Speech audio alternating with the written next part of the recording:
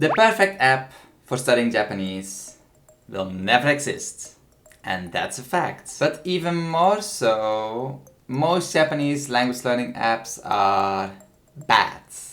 You see, we live in a time where we are spoiled with options from big and small companies for products that promise to teach us Japanese in the most efficient, effective and fun way possible. But the problem with Japanese is that the culture, writing systems and grammar structure are just completely different from your mother tongue, like English or Dutch in my case.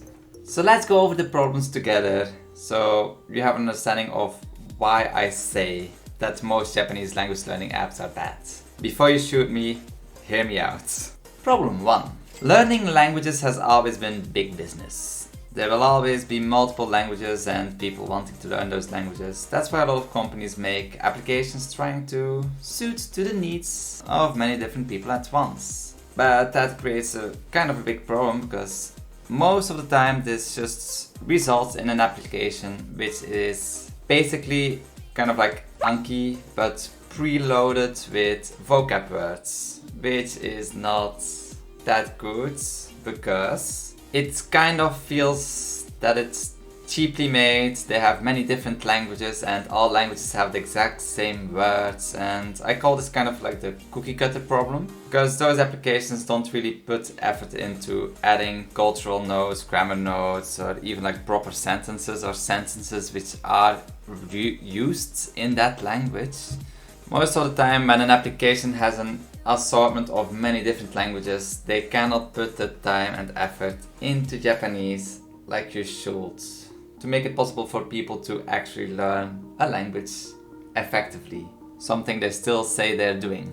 Those applications may or may not include native speakers audio, but the fact is still that these apps are only good for beginners, but not for people who actually want to learn a specific language like Japanese, as there is no grammar explanation, no explanation of the writing systems or cultural notes on why certain phrases are used in certain situations, and some of those applications don't even have sentences at all. Problem 2. The apps which only have Japanese in mind, but trying to be the perfect app with everything inside of it. These may be nice tools to have, but from my experience to actually study from them is kind of difficult. You see, they are trying to do everything whilst lacking in basic functionality in those fields, in each separate field, which more goal-specific apps would have. A perfect example of this is Ja Sensei, or Japanese Activator Sensei. Don't get me wrong, I love that application, I've been using it for a long time, but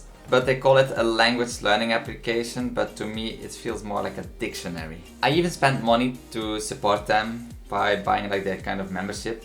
It's a great application, I've used it a lot so far, and they are slowly improving on becoming a better learning application, but like I said, in each subject they are lacking. And I'm taking Ja Sensei as an example, but there are many applications like that which are overscoping too much. They want to achieve too many things without focusing enough time on each separate topic at once. Instead they decide to do everything at once and improve everything at once, which makes it go slower to actually create a very good application.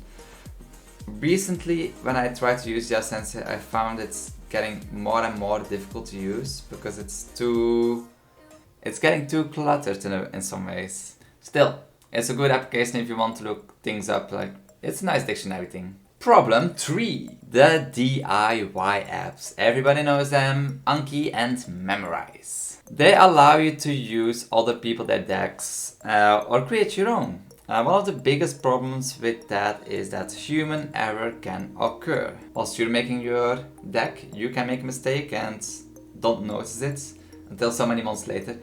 Or other people, their decks can contain mistakes which you don't notice. Memorize has some official courses, however, which are quite great to get started with a language, but they kind of fall flat or become way too difficult. And the main problem here is that you will waste a lot of time on creating your own cards, creating your own decks, managing your decks, finding other decks, and changing your settings and preferences, and that's especially true on Anki. The amount of time that I spent changing my Anki settings around or trying to make my card structure better, I wasted more time on that than actually studying, I think. There's just flashcards based applications. You cannot use them for whatever you want. Because in the end, it's just the same static card every single time.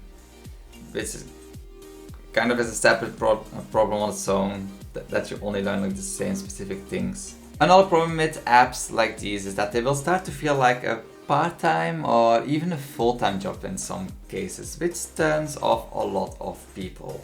So next up, problem 4. Now this isn't really a problem, but you have some goal-specific programs which are focusing on one part of the language, and most of the time they are great at doing so.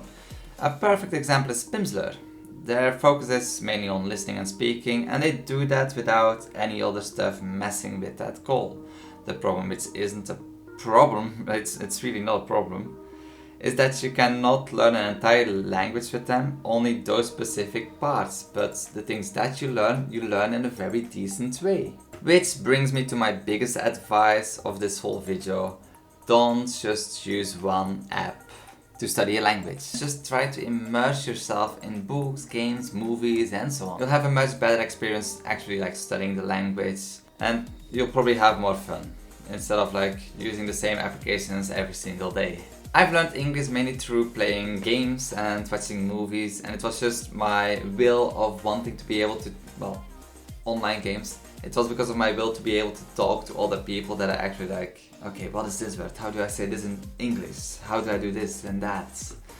And that made me more like actually look up and study the words that I'm learning and actually using them directly, because I need them to be able to play the game with other people. And just like watch movies. How can you watch a movie if most of the time you have to like pause? Okay, what's this again?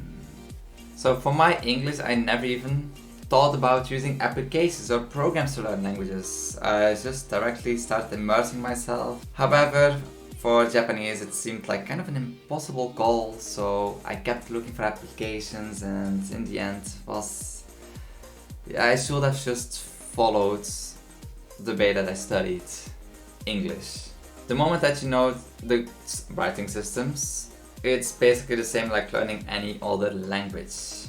At the beginning of studying Japanese, I quickly got stuck in the thought of trying to find this one perfect application which just plainly doesn't exist. And it will never exist because, guess what? Languages are, insert bad words here, complicated. Just ask people who are trying to learn your native tongue. They will probably be struggling as well. So put the idea that you have to use like a certain program or anything, put that idea out of your head. Don't only look at programs to study a language, look at things that you want to learn the language for, like for Japanese manga, anime, dramas, just Japanese literature, or anything. Playing Japanese games. Because as difficult as Japanese may seem, it is perfectly possible to learn a language in many different ways as long as you take one step at a time. I like to compare learning a language to like walking up a mountain. Go nice and slow, because the moment you start running, you'll run out of breath, give up, or even fall down lower than where you actually started. So yeah, before I close this video, this week I reached 2,000 subscribers. Thank you very much for all new people. If you want to see more videos like this, please subscribe and like the video if you liked it. And I'll see you all later. Let's walk up this language mountain together. Bye bye.